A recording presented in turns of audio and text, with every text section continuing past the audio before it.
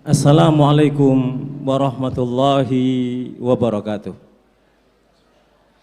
Innal hamdalillahilladzi idza syaa'a yakdifu fi qulubil muridina lawatal irada. Fayusijuhum ila suluki sabilis sa'ada allati hiyal iman wal ibadah wa mahwu kullu rasmin wa ada. Wa sallallahu wa sallama wa sarrafa wa majjada wa azzama ala nabiyyina wa habibina wa syafi'ina wa qurrata ayunina wa maulana Muhammad sayyidu ahli siyadah wa ala alihi wa ashabihi asadatil qadah.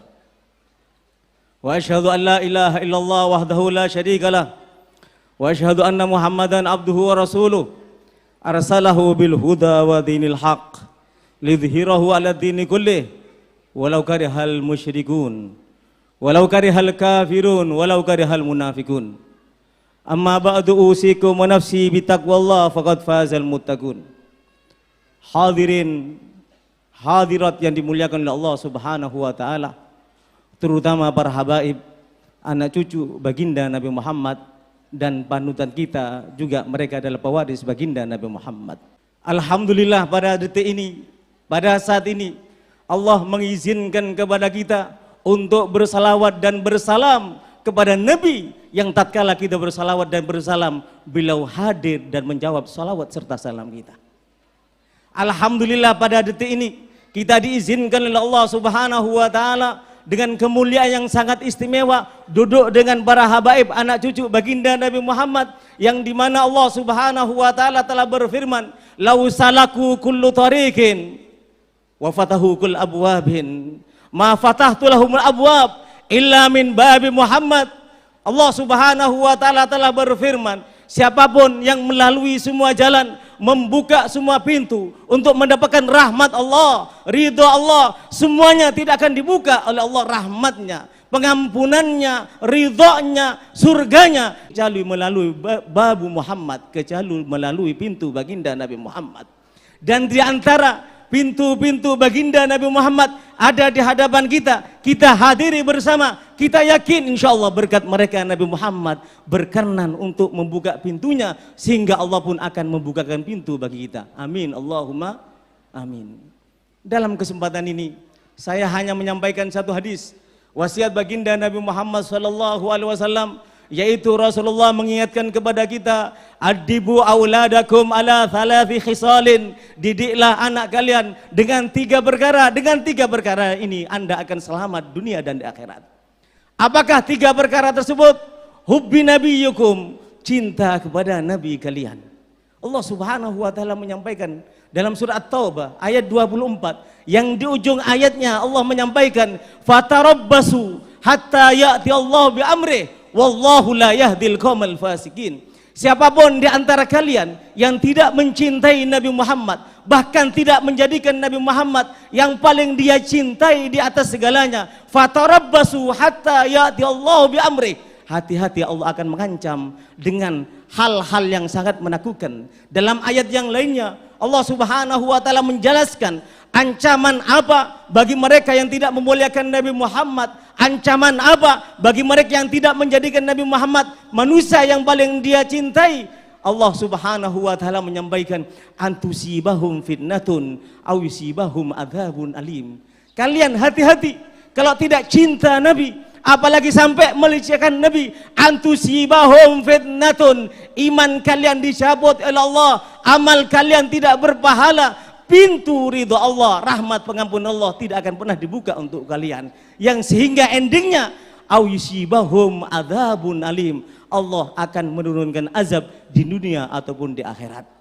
Hadirin hadirat yang dimuliakan oleh Allah Subhanahu wa taala, dalam sebuah hadis riwayat Imam Bukhari dan Imam Muslim, baginda Nabi Muhammad sallallahu alaihi wasallam menyampaikan, la yu'minu ahadukum hatta akuna ahabba ilaihi min waladihi wa walidihi wan nasi ajmain. Tidak beriman salah seorang di antara kalian sebelum dia mampu aku yang paling dia cintai melebihi anaknya, melebihi orang tuanya, bahkan semua makhluk yang ada di jagat raya ini. Kejadian seperti ini juga pernah dialami oleh Sayyidina Umar bin Khattab. Beliau menyampaikan, kunna ma'an Nabi sallallahu alaihi wasallam sahabat menceritakan, kami pernah bersama Nabi SAW. Fa akhadha biyadi Umar, lalu Rasulullah memegang tangan Sayyidina Umar. Sayyidina Umar timbul cinta kepada Nabi Muhammad sehingga Sayyidina Umar berucap, la anta ya Rasulullah ahabbu ilayya.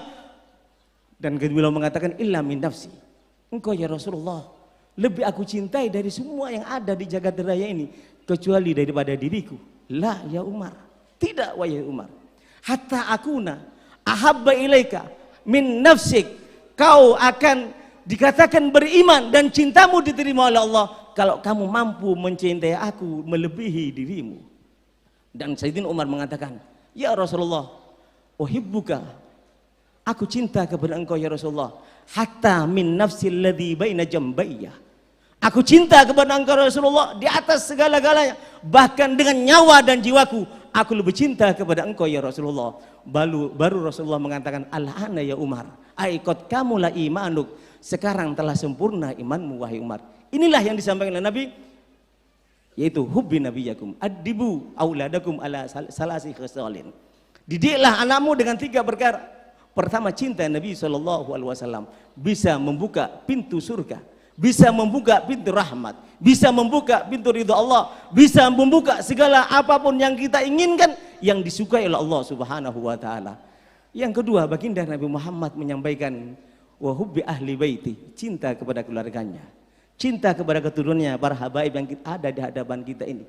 Rasulullah ajarkan, kata Rasulullah, anak kalian mencintai mereka. Dan Nabi SAW menyampaikan, la yu'minu abdun hatta yuhibbani, tidak beriman seorang hamba kecuali dia mencintai aku. Siapapun yang sholat, siapapun yang menghafal Al-Quran, siapapun yang berjihad, siapapun yang beribadah, siapapun yang bersedekah, siapapun yang haji, tapi tidak cinta Nabi Muhammad di atas segala-galanya, Nabi Muhammad menyampaikan, dia tidak beriman. Wala yuhibbuni illa hatta yuhibba ahli baiti, dan kalian berarti tidak mencintai aku kecuali kalian mencintai keturunanku. Allahumma ja'alna minhum. Mudah-mudahan kita digolongkan termasuk pecinta Rasulullah dan pecinta keturunan Rasulullah sehingga iman kita diakui oleh Rasulullah SAW. Cukup menakjubkan bagaimana Rasulullah SAW ingin mencintai kita melalui keturunannya, ingin mencintai kita melalui syariatnya, ingin mencintai kita melalui ulama'nya, sehingga baginda Nabi Muhammad SAW menyampaikan, khairukum li ahli min ba'di. Siapakah umat terbaik dari umat Nabi Muhammad? Siapakah umat yang termulia dari umat Nabi Muhammad? Umat yang terbaik, umat yang termulia dari umat Nabi Muhammad tiada lain adalah mereka yang paling mencintai keluarga dan keturunan Nabi Muhammad. Ini pernyataan daripada baginda Nabi Muhammad. Hadirin yang dimuliakan oleh Allah Subhanahu wa taala. Yang ketiga, Rasulullah menyampaikan wa qiraatil Quran, ajarkan anakmu di samping cinta Nabi, keluarga Nabi, ajarkan mereka cinta kepada Al-Quran.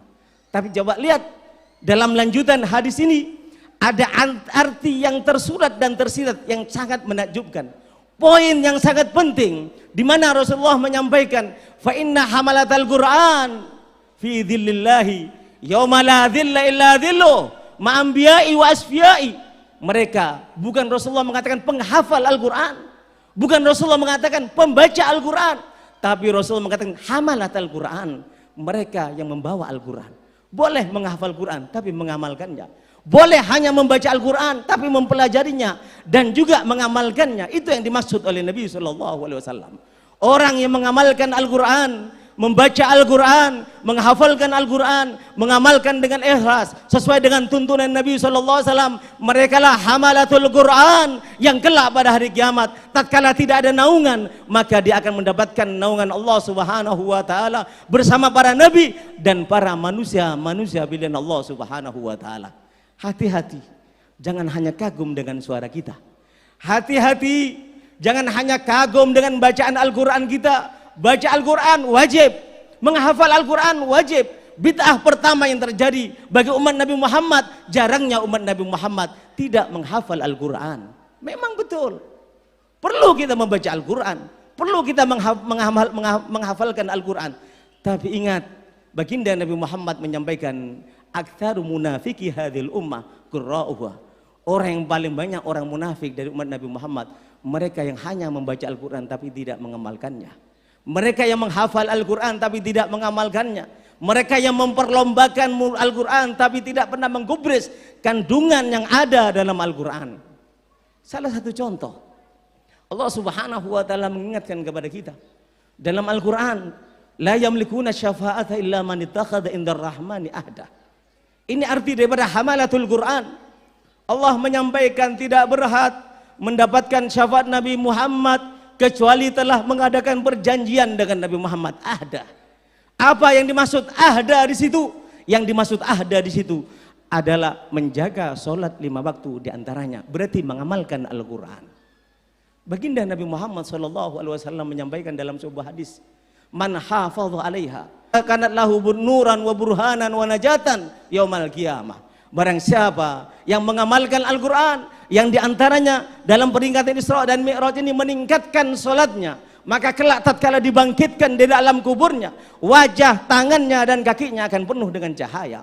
Kalau sudah dibangkitkan dalam alam kuburnya dalam keadaan bercahaya, tangan dan kakinya serta wajahnya, berarti dia punya tanda sebagai umat Nabi Muhammad.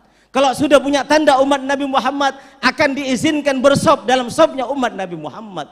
Kalau sudah bersop dalam sopnya Nabi Muhammad, maka dia berhak mendapatkan syafaat Nabi Muhammad. Kalau sudah berhak mendapatkan syafaat Nabi Muhammad, dia akan masuk surga bersama umat Nabi Muhammad dan juga bersama baginda Nabi Muhammad. Allahumma ja'alna minhum. Ini arti daripada hamalatul Quran. Namun sebaliknya, wa man lam yuhafid 'alaiha, yang tidak menjaga solat, solat sering terlambat. Atau sholat tapi tidak pernah belajar fikih. Ada sebuah riwayat menyebutkan, sebuah cerita menyebutkan, ada orang tua sholat di masjid sudah 60 tahun, tapi tidak pernah belajar fikih sholat, tidak pernah belajar bagaimana cara wudhu yang benar, tidak pernah belajar apa itu mubtilatus sholat. Lalu dilihat oleh seorang alim pada waktu itu di masjid, kok sholatnya salah, wudhunya salah, syarat rukunnya salah, mubtilatus sholat tidak dihindari. Ditanya oleh si alim, bapak sholat di sini berjamaah di sini sudah berapa tahun? 60 tahun katanya.